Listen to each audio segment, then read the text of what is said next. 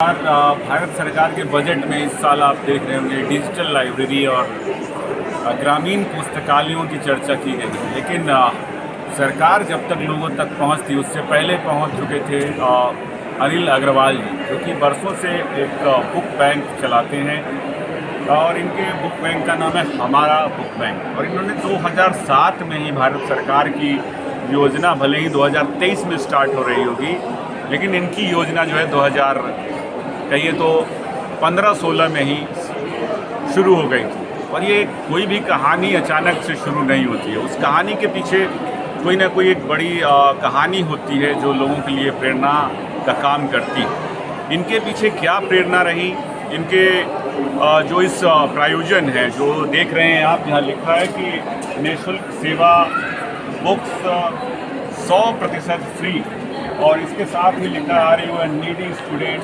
School college books free for you. तो ये lines जो है लिखी जाती हैं तो इसके पीछे एक बड़ा मकसद होता है कि हम इस समय मौजूद है किताबों के बाज़ार में, कहिए कि विश्व पुस्तक मेले में, और इस मेले में हर कोई व्यापारी बन करके आया है और अपने को एक व्यापारी, बेहतर व्यापारी साबित करने में लगा हुआ। वहीं पर अनिल अग्रवाल जी एक मकसद के साथ इस मेले में पहुँचे और मुझे नहीं लगता है कि उनके पास इतनी बिक्री हुई होगी जितना उन्होंने यहाँ पर खर्च किया होगा अपने इस मोटिव को लोगों तक पहुँचाने के लिए। और इन किताबों को देखिए, ये बहुत नई नहीं, बहुत पुरानी नहीं, लेकिन ऐसी किताबें हैं जो लोगों से जोड़ने का काम करती है। यहाँ व्यावसायिक रूप जो है कम दिखाई पड़ता है और समाज सेवा की भावना बहुत ज़्यादा दिखाई पड़ती है।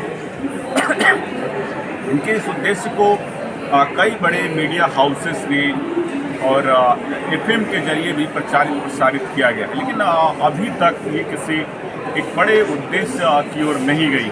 लेकिन क्यों नहीं गई?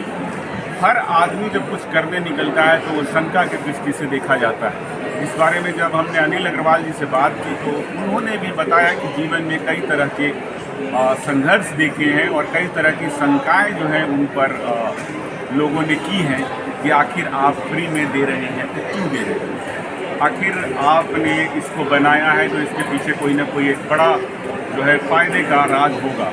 वो इन्हीं सब बातों पर बात करने के लिए हमारे साथ मौजूद हैं हमारा बुक बैंक के संस्थापक अनिल अग्रवाल जी। उनसे बात करते हैं, जानते हैं कि इस बुक बैंक बनाने के पीछे उनका क्या उद्देश्य है। स्वागत है और बहुत ही सुंदर और सराहनीय कार्य आप समाज के लिए कर रहे हैं। फिर भी आप लगता है कि शंका में रहते हैं कि ये काम कर रहा हूँ, जो उद्देश्य है उसकी जितनी पूर्ति हो पाई 7 वर्षों में नहीं हो पाई। लोगों से आप बताना चाहेंगे कि क्या प्रेरणा थी पहले तो इसको शुरू करने के पीछे? शुरू करने की प्रेरणा कैसी थी कि आज से 7 साल पहले मेरे घर में बहुत सारी किताबें पड़ी थी जो मैं बच्चों को देना चाहता था, और कुछ किताबें जो थी मुझे अपने बच्चों के लिए चाहिए भी थी। मैंने काफ़ी कोशिश की कहीं से ये किताबें मुझे मेरे बच्चों की फ्री में मिल जाए, लेकिन कहीं से मिली नहीं। और जो मेरे पास किताबें थी वो देना चाहता था तो कोई मुझे देने वाला, कोई ऐसा बच्चा भी नहीं मिला जिन्हें मैं ये किताबें दे पाऊँ।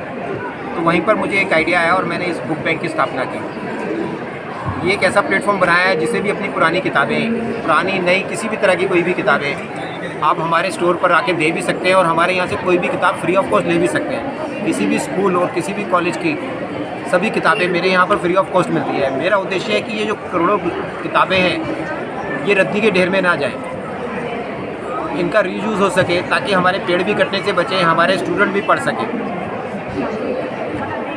इन किताबों की कीमत वो बच्चा ही जान सकता है जिसे इसकी ज़रूरत है। आज हमारे देश में लाखों करोड़ों ऐसे बच्चे हैं जो इन्हें खरीद नहीं पाते। मेरा उद्देश्य सिर्फ यही है कि ये महंगी किताबें उन तक पहुंच सके और वो पढ़कर जीवन में कुछ ऐसा कार्य करें जिससे कि वो सफल हो सके। तो आपने ये जो बुक बैंक की स्थापना की कब की थी, कौन से सन में की थी? ये मैंने 2015 में की थी सर। 15 में आपने 2015 में मैंने इसका स्टार्ट किया।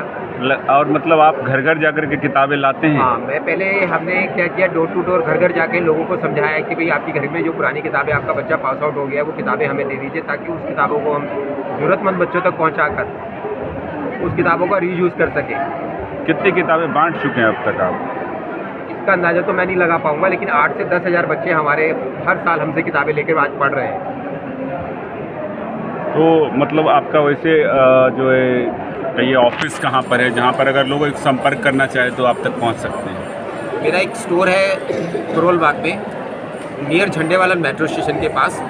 किसी भी बच्चे को कोई भी बुक्स, ये कोई गरीब और अमीर के लिए नहीं बनाया मैंने, सभी के लिए बनाया है। कोई भी आकर हमारे यहाँ से किसी भी प्रकार की जो किताबें हमारे यहाँ अवेलेबल है फ्री ऑफ कॉस्ट ले सकता है। उससे किसी तरह का कोई चार्ज नहीं लिया जाता है, चाहे पहली स्टैंडर्ड से लेकर 12th स्टैंडर्ड तक। 12th स्टैंडर्ड के बाद MBA, BA, chartered accountant, NEET, fees, उसको कुछ भी करना है, सभी तरीके की किताबें मेरे यहाँ अवेलेबल हैं, वो भी 100% फ्री ऑफ कॉस्ट। तो अभी मतलब आपके पास पहली क्लास से भी किताबें शुरू हो जाती हैं? पहली क्लास से किताबें शुरू हो जाती है और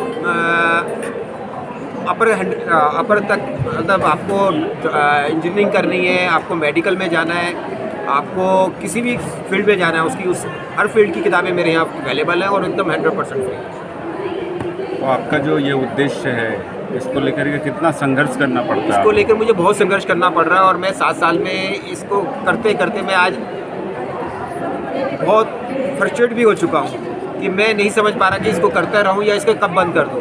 क्योंकि मुझे लोगों से कई तरह की बातें भी सुनने को मिलती हैं कि भाई आप फ्री में बांट रहे हो तो क्यों बांट रहे हो, या तो आपके पास बहुत ज़्यादा फंडिंग कहीं से आ रही है, या आपके पास पैसा गवर्नमेंट आपको दे रही है, या आप इससे बहुत ज़्यादा कमा रहे हैं। इस तरीके की भी बातें हमें सुनने को मिलती हैं, लेकिन मेरी सच्चाई है कि इस काम को करने के लिए मैं और मेरा परिवार ने पूरा दिन रात मेहनत करी है और उसके बावजूद भी इसका जो रिज़ल्ट आना चाहिए आज के टाइम में वो मुझे नहीं मिल पा रहा। अभी हमारे 2 स्टोर चल रहे हैं, एक करोल बाग में और एक स्वरूप नगर में। मैं चाहता हूँ ये स्टोर हमारे दिल्ली में 100 ऐसे स्टोर हो, हर गांव में ऐसा एक स्टोर हो जहाँ पर ये सारी किताबें अवेलेबल हो और हर बच्चे तक ये किताबें पहुँच सकें।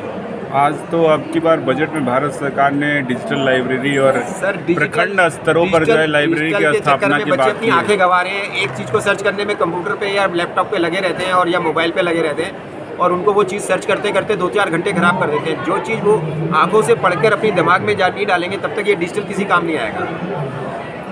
अगर आज सारे लोग डिजिटल पे चले जाएंगे तो ये बुक फेयर, इतना बड़ा वर्ल्ड बुक फेयर लगा है जहाँ पर इतने सारे देशों से लोगों ने अपनी अपनी किताबें छापी हुई हैं और जो इन्होंने यहाँ पर रख के उनको सेल कर रहे हैं।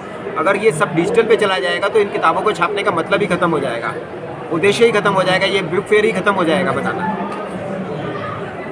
आपसे संपर्क करेंगे, आपका नंबर, नाम, ये सब थोड़ा बता दीजिए। मेरा नाम अनिल अग्रवाल है। हमारी समिति का नाम है बाबा गंगाराम धाम भक्त समिति, जिसके द्वारा ही ये हमारा बुक बैंक चलाया जाता है। और मेरा कॉन्टैक्ट नंबर है 8860041466। किसी भी को भी मुझसे कॉन्टैक्ट करना हो मुझसे कर सकता है और किसी को जिसको बुक्स देनी है या जिसको बुक्स लेनी है वो भी मुझसे कॉन्टैक्ट कर सकता है।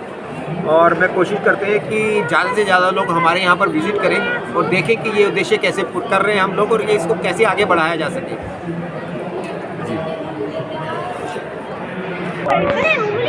हमारे साथ बात कर रहे थे अनिल अग्रवाल जी, जो कि फ्री ऑफ कॉस्ट जो है कहिए कि बिना किसी शुल्क के बच्चों के लिए पुस्तकें उपलब्ध करवाते हैं। आप इनके स्टोर पर पहुंच करके, जो कि जैसा कि इन्होंने अपने साक्षात्कार में बताया कि बाबा गंगाराम धाम भक्त समिति है और वो जो है इस किताबों का जो डिस्ट्रीब्यूशन है इस समिति के अंतर्गत करते हैं। और आप इनके यहाँ पर जाकर पहली क्लास से लेकर के और इंजीनियरिंग, डॉक्टरी और कई तरह की जो किताबें हैं उनको जो है वहाँ से ले सकते हैं। इसके लिए आपको किसी भी प्रकार का कोई भी शुल्क जो है देने की ज़रूरत नहीं। तो ये एक बड़ा ये बृहद उद्देश्य लेकर के और जीवन में आगे बढ़ रहे हैं। हम सबको किताबों की कभी न कभी ज़रूरत पड़ती है, तो ये ज़्यादा से ज़्यादा लोगों तक अनिल अग्रवाल जी के उद्देश्य को पहुंचाए ताकि लोग जो है ज़्यादा से ज़्यादा लाभान्वित हो सके। और उन्होंने अपना कॉन्टेक्ट नंबर भी इसमें बताया है और वो जगह का पता भी बताया है जहाँ पर उनका ये स्टोर है। और स्वरूप नगर, संत नगर की तरफ जाएं तो उस इलाके में, तो ये इन्होंने जो इलाके भी चुने हैं वो देखेंगे तो विद्यार्थियों के लिए बहुत ज़रूरतमंद क्षेत्र के रूप में देखा जाता है, जहाँ पर अभी भी किताबें उनकी पहुंच से दूर हैं। तो फिर ऐसे अच्छे कार्य करने वाले लोगों की खोज जो है हम करेंगे और उनके जो उद्देश्य हैं उनको आप लोगों तक लाते रहेंगे। नमस्कार, धन्यवाद।